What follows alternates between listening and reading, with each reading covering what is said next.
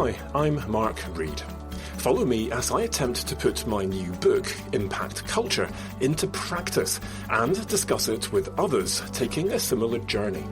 You'll get tips that will help you achieve more impact from your research and stay healthy, no matter how busy you are. Rediscover your purpose. Lead from behind to empower those around you. Transform your work culture. Welcome to Season 4 of the Fast Track Impact Podcast. So today we have an interview with Jonathan Grant coming up in a moment. But before we dive into this, I am so excited. Today is the day. Impact Culture is out after 3 years of waiting. It's a year since I actually finished writing this. We now have the book available for you to buy. So I'm going to put the link into the show notes. Go over, check it out, and hopefully enjoy. So this is paperback from our website. Also from our website, and the link in the show notes, you can get the audio version and the ebook version. If you want to do that via the Amazon ecosystem, then you can head over to Amazon and get the Kindle version or the Audible version. I should say, when you get the hard copy, you also get a free bookmark, which has been designed to fit in with the design of the book. So a little bonus there.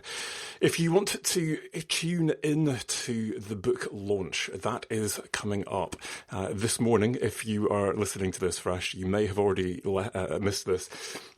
So this is at 9 till 10 a.m. UK time on YouTube, and again, I'll put the link in the show notes in case you can make it. Importantly, if you want to continue that discussion, maybe you're going to connect with us and get this afterwards, then there are two ways that you can get involved. As I've said before, there is a community of practice around impact culture, with my book seeding this, but hopefully just the first of many seeds that will grow into a really rich and diverse conversation. So there is an email list. I'll be putting some questions into that to get the discussion going once the book launch is done. There is a series of free training events and discussion groups, including reading groups. There's another reading group coming up after today's one. And on the book website, again, link in the show notes, you have pretty much 90% of the book open access. Of course, when you're turning a book into a website, it's a very different format, and not everything is in there, but the vast majority of the stuff that you need to be able to put this stuff into practice is there. And of course, a link to the open access peer-reviewed journal version of the book as well. So enjoy. Hopefully you will find this useful and inspiring in equal measure. And if not, then I'd love to know why. And let's discuss that. Come along to some of these events, dive onto the email list, and give us your perspectives. So today's interview is with Jonathan Grant, as I mentioned at the beginning, who was a vice principal in charge of Impact for King's College London. He's now a consultant. He also has a large body of research under his belt, actually looking at impact, and I'll describe some of this as part of the interview. Some fascinating findings that he's got about the impact, or otherwise, of pure research, debunking some of the myths around how important these serendipitous impacts from pure research, non-applied research, might be. In fact, a week ago today, we had the discussion group with Jonathan. I caught up with him afterwards to try and capture some of the key points that we discussed, so that you can all benefit from that as well, just as a discussion between the two of us. Some fascinating ideas and some controversial ideas as well. If you were there with us for the discussion group, you'll have heard some of the discussion around the current strike and pay and conditions for early career researchers. Jonathan admits very freely that his answer is not necessarily the answer, but it is an answer to start thinking very differently about this particular problem. And I think this is what I like about Jonathan's book so much. It is a theoretical approach based on this idea of new power, which he will describe in the interview. that gives us a radical new way of thinking about how we organize our researchers and the cultures within our universities. Did I say researchers? Oops. How we organize our universities. And the cultures that exist within those institutions. And this is a bottom-up, a grassroots kind of revolution-type based idea that can operate with or without the blessing of our senior managers. But coming from a position of being a senior manager in a university, he also has thought about how we can actually start to adapt the existing structures to do things very differently. This is about going beyond the hierarchies to the people who have the best ideas. This is about university structures that are flat, that empower students to lead, that are early career researchers to be in the driving seats, that give them job security as well as job satisfaction. This is a radical new vision for how our universities might be, and entirely consistent with the kind of ideas that you will be hearing about and reading about if you download or buy my book. So let's dive into the interview.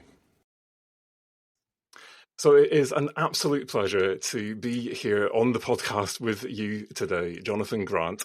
I have had the pleasure of reading your new book, The New Power University. And I'm looking forward to exploring this, going into some depth and really trying to understand where this has come from, but also importantly, where this is going. And I have to say that one of the things that struck me as I was reading this was just the amount of common ground between my thinking and yours on some of these issues. And so for people who've been listening to this podcast, this is going to be a conversation about how we can disrupt the system, how we can topple some of the old power hierarchies that dominate the higher education sector to start doing things differently from the bottom up in ways that can start to really affect social change at scale through what we do in our day-to-day as researchers and as part of that broader community in higher education. So, Jonathan, tell me a little bit more about yourself, who you are, where you've come from, and why you wrote this book. Well, Mark, can I just begin by saying what a privilege it is to be invited to talk with you about the book and about the ideas in the book. As you surmise so nicely, to agree, the book is not about the book. The book is about the ideas and how we translate those ideas into impact. And I guess, like all of us, we're on journeys, and our sort of experiences get shaped as we sort of meander between jobs and relationships and such like.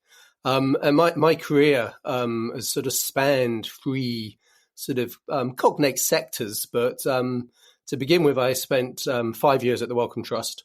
That was the first job I had after doing a PhD. I applied for a job which had the title policy analyst without really knowing what the word policy or analyst meant at that time. But found my vocation, still would describe myself as a policy analyst and in its broadest sense. And the first dot point in my job description at the Wellcome Trust was to evaluate the impact of the Wellcome Trust. And as I like to jest, I never achieved that. I'm still not sure anybody's achieved that.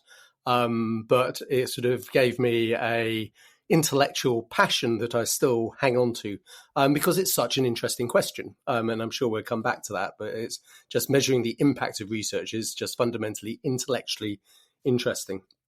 I then ended up being executive assistant to the director of the Wellcome Trust, so a real hands-on policy role, and loved that, and then moved on up to be head of policy at the time that my wife was pregnant with our first child, and knew that sort of you can't be a head of policy and be the father I wanted to at least strive to be, because head of policies are usually the first in and the last out of any office.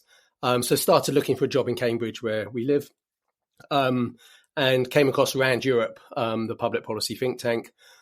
Sent a very cheeky letter to the president of RAND Europe saying, look, I know a lot about science and technology policy. You don't actually do anything in science and technology policy. Hire me and I'll develop a practice for you. Thankfully, this guy was American and he liked that approach and offered me a job. And I spent 12 years at RAND Europe developing that practice. And towards the end, I became president of RAND Europe as well. Absolutely love RAND. It sort of ticks so many boxes for me. And indeed, I'm still doing work with them today. But then got approached by King's must have been around 2013, to set up the Policy Institute at King's. Something I'd never really imagined working inside a university, but the proposition of setting up this sort of knowledge brokering, sort of boundary spanning entity in a sort of Russell Group type university seemed like a really sort of exciting opportunity to try out a number of things I've written about and such like. So joined King's in 2014, set up the Policy Institute, which is still going strong, but then sort of picked up various roles at King's, which kind of led to the idea around the book, which we can come back to. Yeah, so the idea around the book is this theoretical framework around power, and of course, King's, like most Russell Group universities, is an archetypical old power institution.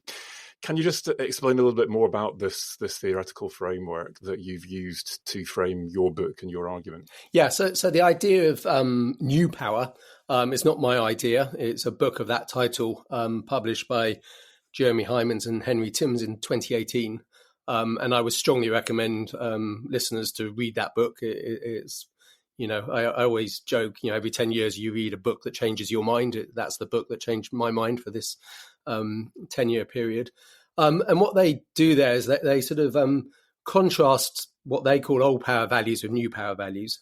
So old power is words like managerialism, exclusivity, competition, professionalism, specialization. New power, by contrast, is sort of informal governance and decision-making, opt-in participation, radically transparent open source, sort of what they term a maker culture, a do-it-yourself maker culture, and what have you. And what they're arguing, basically, is that with the sort of mainstreaming of social media and the internet, our ability to connect is, order of magnitude greater than it was, say, a generation ago, probably more than that. And we can think about social movements in a fundamentally different way using these new technologies. And they illustrate this through numerous examples, Black Lives Matter, Airbnb, Uber, but also in the realm of politics, people like Trump, was a very sort of skilled user of some new power techniques and mobilizing Twitter and sort of reaching out to his base, quote unquote.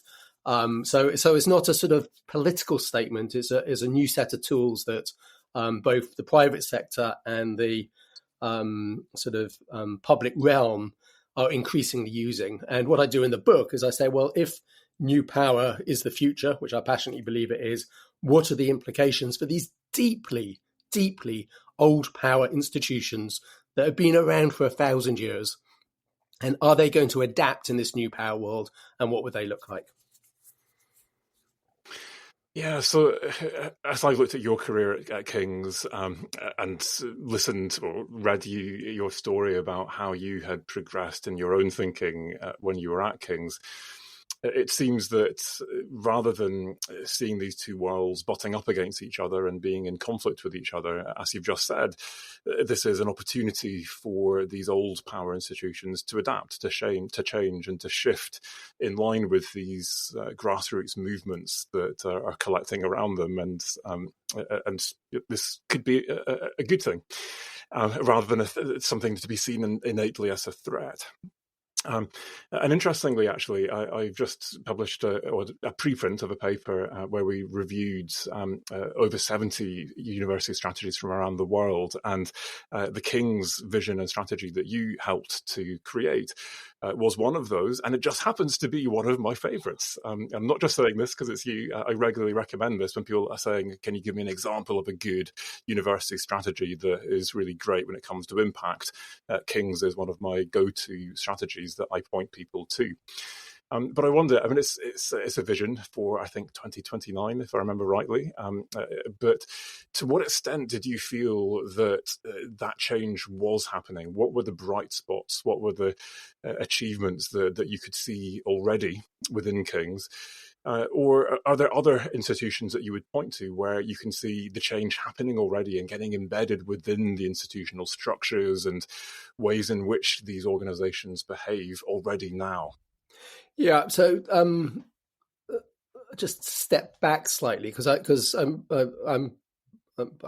feel very warm that you like the strategy, because it was quite a risky strategy to write, but it was something I've long held belief that strategy is a story, and most people, I think, approach strategies as spreadsheets, and what I try to do, both through the process of developing that strategy and then, if you like, the narrative that sits around it, is to tell a story. And for me, it works because we tell this story, and we tell this story, which is a collective story of all the communities at King's. And there was quite a complex process around identifying and then articulating that story. But the language in the narrative is the language that came out of those conversations. So it's not my language. I'm sort of replaying it back. And that's to a degree why I think it's quite authentic. In terms of what was going on at King's at the time, which you would sort of classify as, if you like, new power-y. Like all institutions, there were brilliant examples of this going on. And that's why new power, old power isn't either or. It is this mix and meld of the two. And I guess, the institutes, of which policy was one, but we had a cultural institute, an entrepreneurship institute, were deliberately sort of constructed to be porous, slightly floating, not dragged into faculty hierarchies and all that sort of stuff. So they were encouraged to sort of be different, feel different, act differently, and were given, if you like, the cover to do that effectively, which I think is really important. But the other stuff, if you went and looked and met the people in our when I was there, the widening participation department, they developed this thing called Parents' Power with Citizens UK.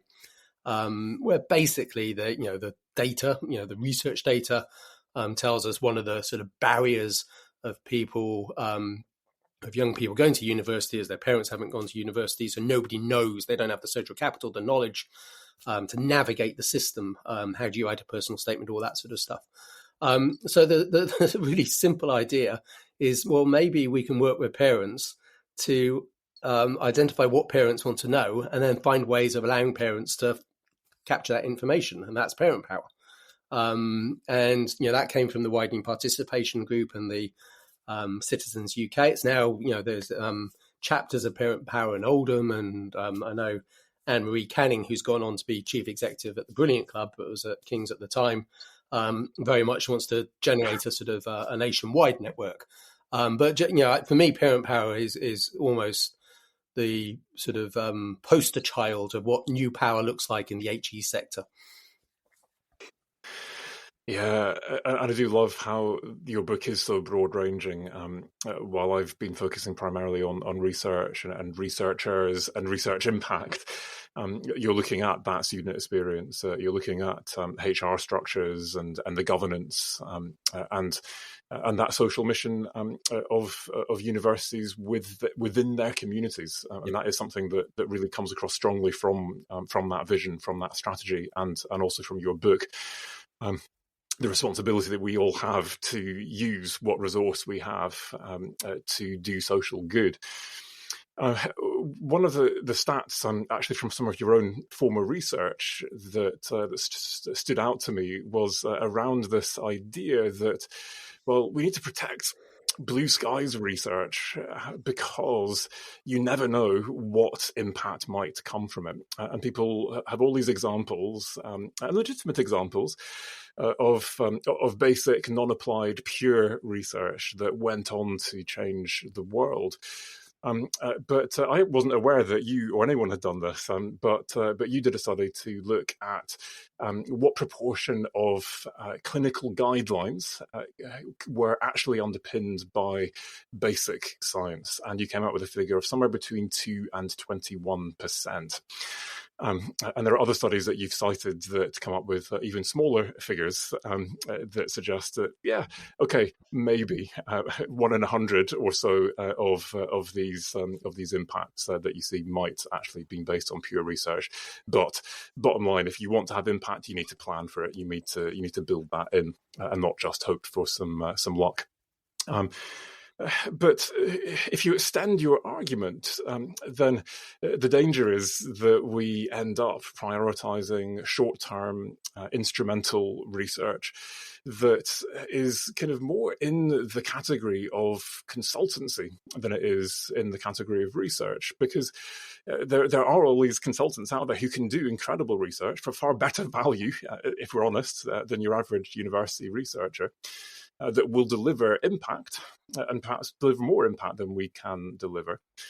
But what makes us unique in the university sector is that power of original thought, the depth and the critical thinking and the academic freedom we have to go above and beyond what you might feel you need as part of a consultancy tender to solve a short-term problem. So what do you say to your critics who say, but we still need to protect blue skies research? Well, so I mean, there's many threads in that argument. So, and I think my position is slightly more nuanced than you're articulating it there. So my big gripe is that universities and research funders basically say, give me more money because we'll have a massive impact on society. And if we go to the UKRI website now, I'm guarantee you that's going to be basically the message. And when you look at the data, which is what I was trying to do in the book and in those studies, is try to really understand what is the relationship between that blue skies, pure, whatever language we want to use, research and impact. And there are some horrendous claims out there and horrendous studies trying to purport a linkage. And what I'm saying is those studies are not of sufficient quality to back up the type of arguments you pick up on a UKRI website. So can we please have a much more sophisticated understanding of what we mean by blue skies research? I hate that language. What we mean by pure research, I hate that language. And I hate the way that we classify research into basic or applied. Yeah, all of this is deeply unhelpful. And what we need to be doing is supporting an ecosystem of different types of research that, in my view, do lead to some kind of societal impact. But I'm not saying every bit of research needs to lead to impact. And I'm not saying that impact has to occur within 5 years. I don't mind if it occurs over 50 years. But the arguments you hear from research funders, almost ad nauseum is, serendipity, basic research, give us the money, and we'll give you something, but it'll probably take us 25 years. And for me, in this new power world, that is an unsustainable argument. Great. So protect this to an extent, but if you're going to do so, do that on the basis of evidence, not on the basis of claims that are just based on your own sense of privilege that we need to be able to keep doing what we want to do because we want to do it, or just make it a bit more honest, a bit more authentic. Yeah, there might not be any impact at all, and fund us for the sake of it because we value knowledge. And say you don't know.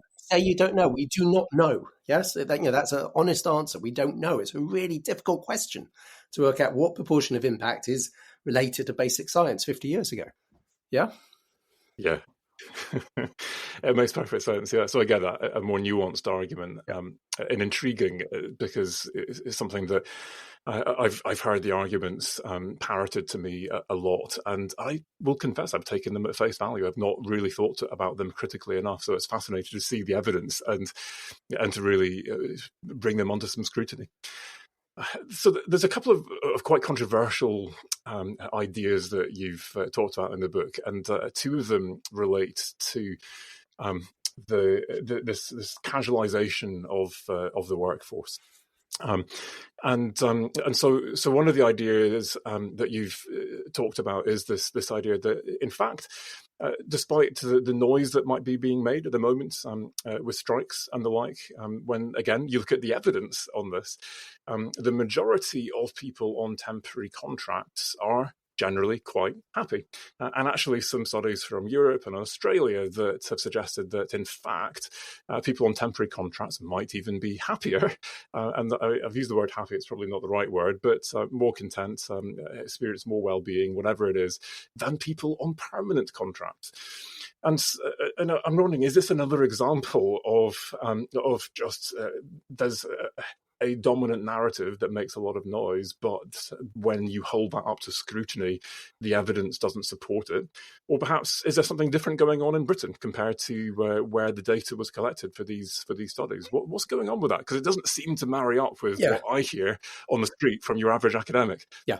So let me step back and try and cover those points. But if I miss something, do come back and probe me. So the first point is the current, in my view, as an outsider going into academia, I was quite shocked about the appallingly outdated HR policies, to put it in a massive sort of generalization, vis-a-vis what I'd experienced, in RAND, a US corporation, big, dirty, doesn't, and vis-a-vis and other entities. And today, I still think that's the case. I think if you asked a HR professional from outside academia to review HR practices inside academia, they would be broadly shocked.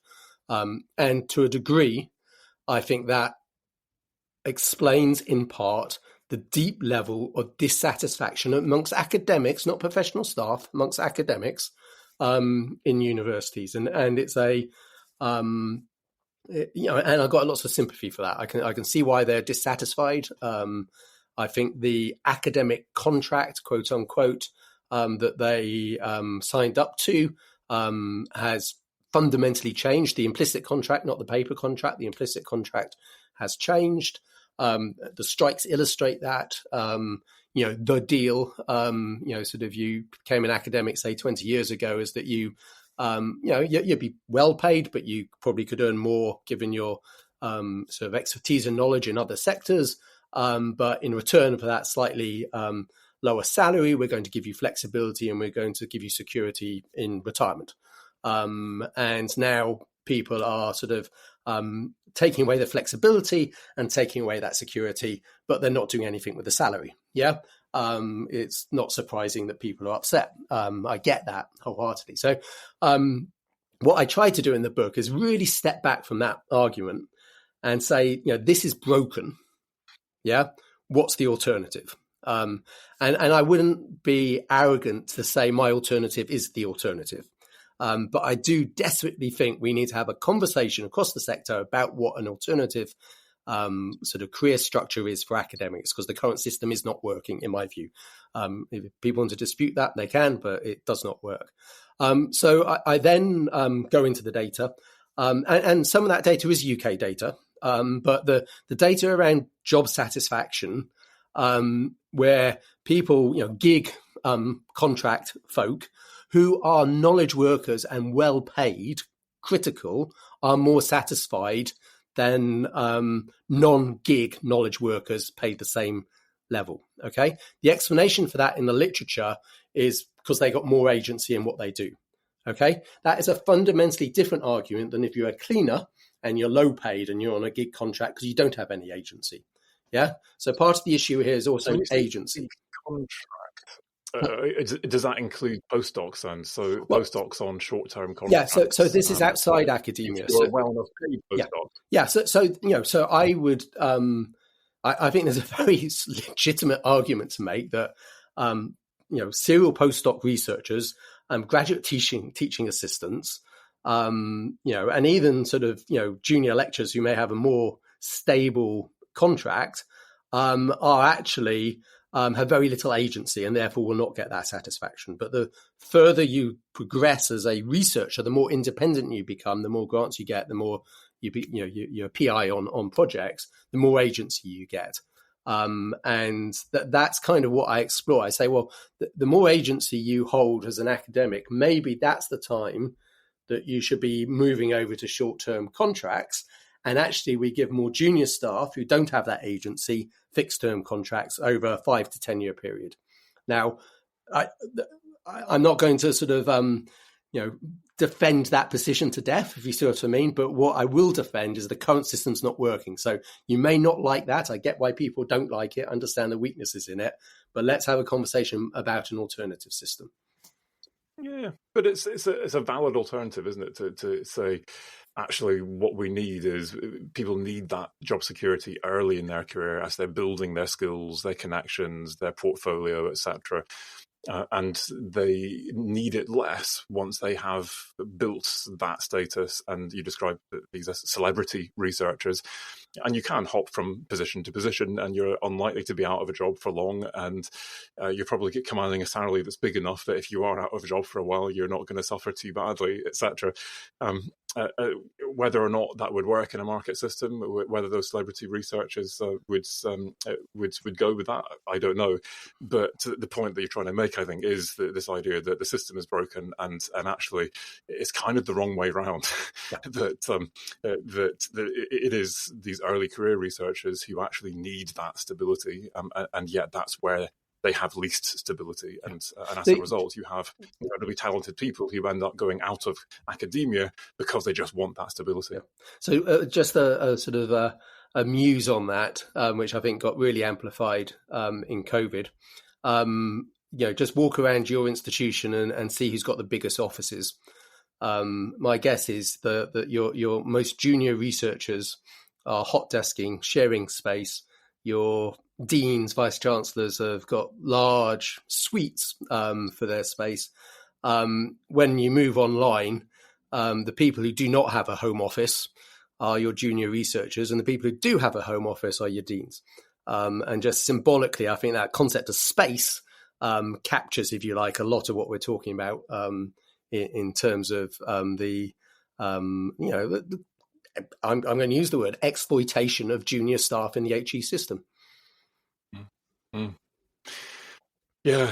It's a huge problem, and I think we need some innovative thinking. Yeah. And I think, as you say, whether this is the right solution or not, the point is we need to be opening up these conversations and thinking about alternatives to just further kind of trying to fix the existing system, which is, I think, often where these conversations end up focusing. One of the other controversial issues that you bring up is this idea that universities need to take a stance on controversial issues of the day.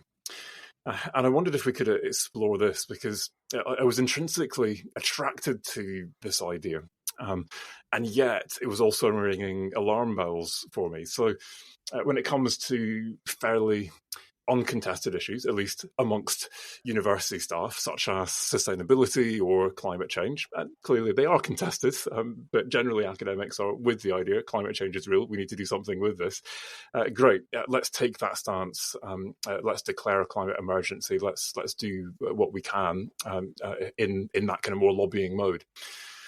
But what about more contested issues? And so, as you know, I work on environmental issues, and I work with a number of colleagues who work on things like GM and fracking.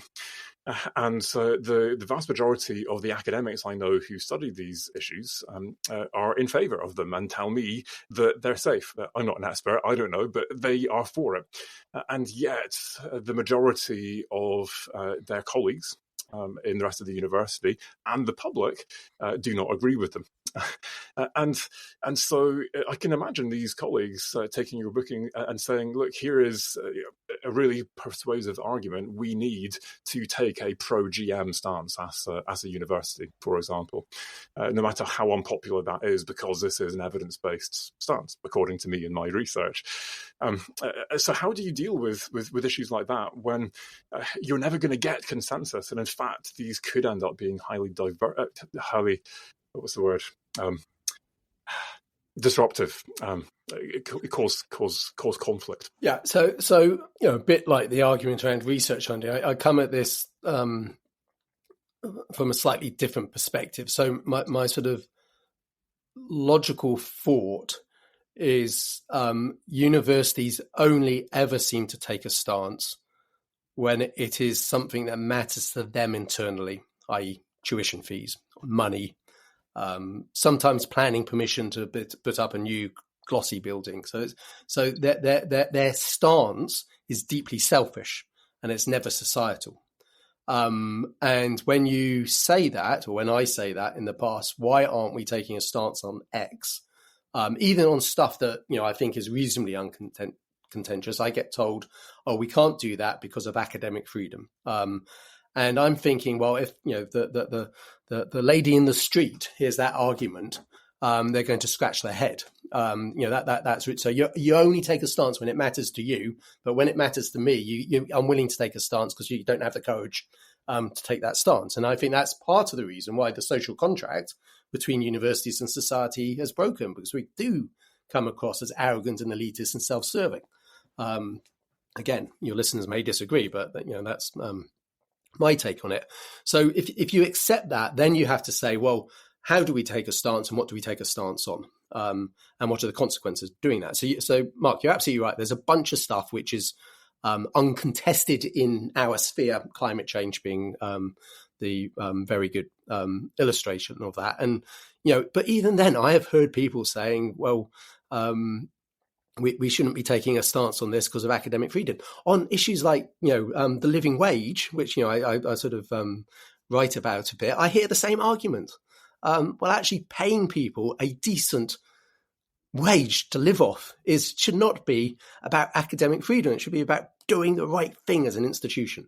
So it's thinking about who you are as an institution and what your social impact is vis-a-vis the stance which is driven by self-interest. Now, there will be issues. GM's a lovely example of that, where you will not get agreement. In a comprehensive university, you would not get agreement. So I'm not forcing that. You have to go through the governance structures. You have to collectively come together and come to agreement. And I'm not saying you have to take stances, but I'm saying where there is agreement within your community, then be public and then campaign around that issue. Don't sit on the fence. I think I use that phrase in the book. That sitting on the fence is damaging universities. I had a conversation with somebody when I published the book it was a review in the Times Higher, and they were pushing me on this and saying, well, what happens if a university says that it's a Republican university in the UK sense of it, i.e. it doesn't want a monarchy? Well, in my mind, if the university comes to that conclusion as a collective and it takes that stance, that's fine. And then, as a Republican student or a Republican staff member, I may actually decide to go to that university rather than King's College London or Queen's College in Cambridge or whatever it is. That's a choice I get to make. So my passionate argument here is stop taking stances when it's only self-serving issues. And start taking stances on societal issues. But as an institution, you do need to be comfortable with the stances you're taking. Yeah, and the idea of that academic freedom is the argument why we shouldn't be saying these things does seem to be somewhat absurd. We are inevitably going to offend people when we state a position. But that isn't that the whole point of academic freedom, that we have the freedom to think for ourselves, to then express those opinions and to debate them. We don't have to all agree with each other. And I do like the idea of pushing forward with ideas.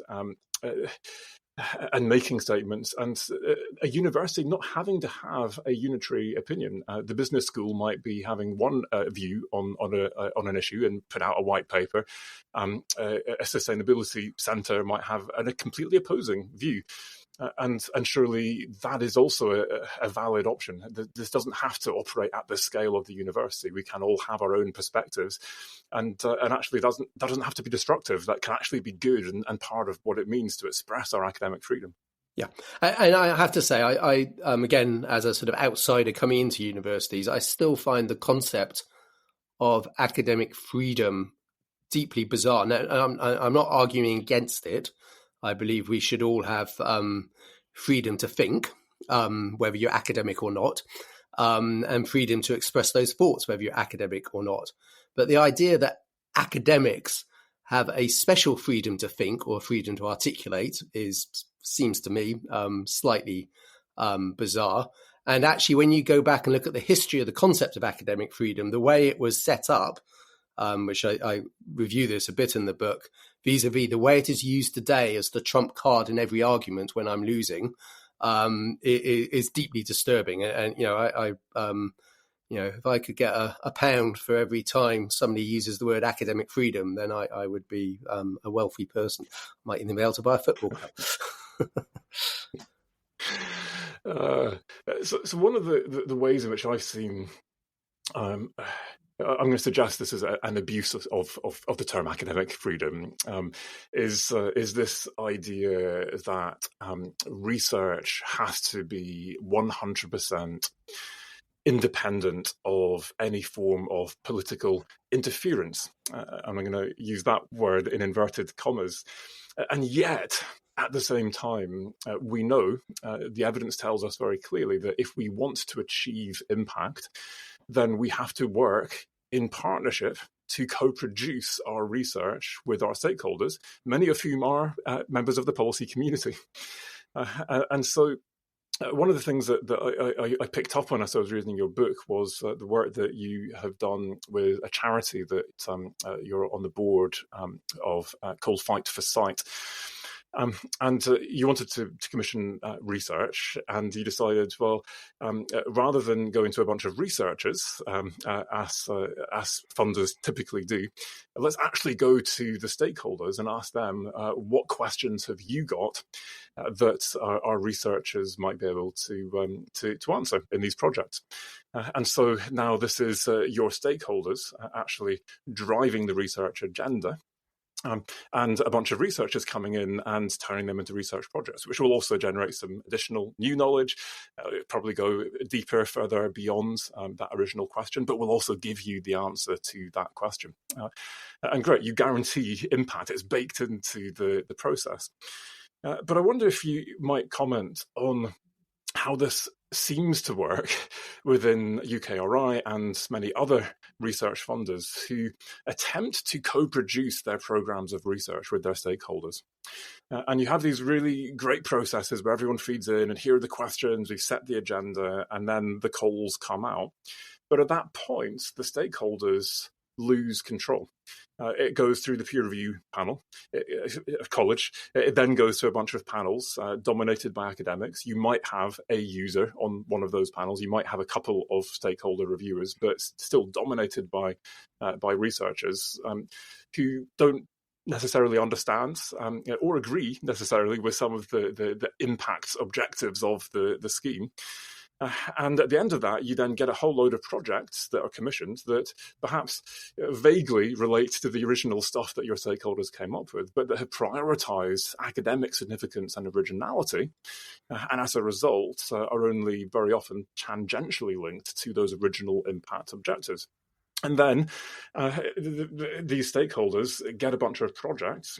There's no way of systematically connecting them back into the projects. It's up to the PI, ultimately, and their teams as to whether or not they reach out and connect with those stakeholders.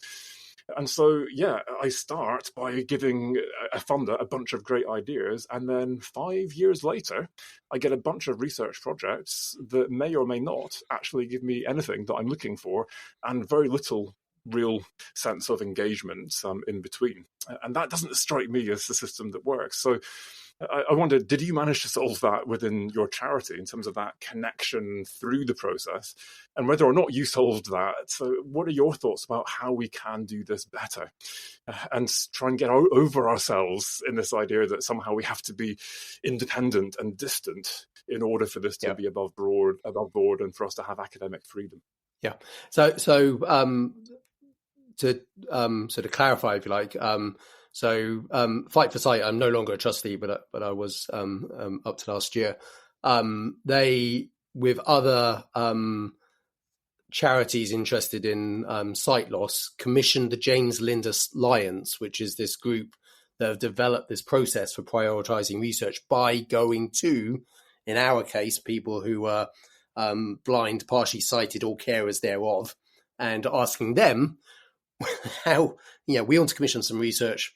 How would research change your life? And, I note it in the book that one of the top things is a way for administering eye drops. Because if you got cataracts and you're an 80-year-old lady with arthritis, it's really, really difficult. And, that you can straight away, what about an eye mask? What about, there are different ways of putting eye drops in beyond, little droplets in a bottle. And that just strikes me as so interesting that you get a fun, and no time in, when I was chair of the research grant group at Fight for Sight, did we see anything about administering eye drops. Yeah, it was all genetic studies or this and but when I saw that thing about eye drops, I thought, yeah, that makes sense. So then look at UKRI and other funders. These are ultimately old power institutions, as old power as, if you like, King's College London is, but they haven't gone through that new power reform. And you think about how they are, you just think about peer review as through the lens of old power. We will get the scientific elite to decide on the scientific elite, what the scientific elite is going to fund for the scientific elite. That is just, you couldn't come up with a more succinct example of old power. So the real question I then have is actually, funding is very old power. It's, it delivers, me, a whole industry out there, look at research impact, and research does have impact. So let's acknowledge that in this conversation. But what would a new power research funder look like? Yeah.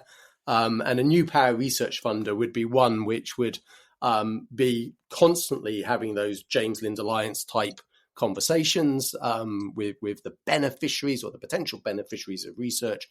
It would be creating those partnerships, curating co-production spaces, probably not funding in big chunks of, here's X million pounds for 5 years, goodbye, see you, tell us what you've done with it. But actually the funder would be a partner in that process and what have you. As you point out, as soon as you do that, counter argument is, well, you're not going to be independent as a researcher. Nobody is independent as a researcher. To claim that you are independent as a researcher probably means you're not a very good researcher, because we all bring priors to the research endeavor. And good researchers are honest about those priors and try to sort of structure them out through methodologies and what have you. So in my mind, doing research with purpose that matters to people who are going to benefit, absolutely zilch to do with academic freedom, and we've just got to understand, using the new power language of that short-term conditional affiliations, that is, if you like, the researcher's role is a short-term conditional affiliation with trying to solve a societal problem. And we're not going to solve it. We're going to solve it by working in partnerships. And, in my sort of utopia, it's those skills that would be recognized in reward and recognition and promotion panels. How you build coalitions, how you develop partnerships, how you listen to different communities, rather than how many citations you've got. I know it's not quite that simple anymore, but. Yeah, what a great place to end our conversation, because I think what I'm hearing here is the need to radically change these institutions, whether it be our universities or our funders. That needs to happen from the bottom up. We need to do things completely differently, and yet we need to recognise and reward these things through incentive structures and governance systems and the like. And I think one of the things that I thought was quite unique about your approach is that this wasn't just this kind of revolutionary call to arms and let's break everything down, but this combination of the bottom up grassroots movement with the recognition that these are institutions that will exist for a long time to come, and that we need to adapt them, and that a part of that is also a top-down mission for university managers and leaders to think about how they might be able to shift from old to new power. So, concluding thoughts, Jonathan, based on that. So I think you're right. I think you will achieve the sort of manifesto, which is in the New Power University, through a combination of top down and bottom up. And a lot of that is going to be using the skills of social movements, which is around storytelling. It is around having conversations. And through that storytelling and conversations, you build up trust. And if I trust senior leadership, and senior leadership trusts me, then you're going to get that sort of change. And that, I think if you look at something like Extinction Rebellion, which I have spent a bit of time reading around, very classic social movement, but actually deeply strategic with leadership structures and what have you. So it is melding old power and new power is the future to get change and impact, I would argue. Wonderful. I love it. We are going to have to leave it there, but Jonathan, it has been an absolute pleasure, A, reading your book, B, getting to interact with you at the recent reading group. Thank you again for that. And C, of course, getting to have this conversation. And thank you for being so open to my critiques and going so deep with this. And my sense is that we've all got a huge amount to learn here, and I want to jump on your bandwagon with you and be part of this new power movement. So, Jonathan, thank you. I appreciate it. It's been great. Well, thank you very much, Mark, for the time. No problem.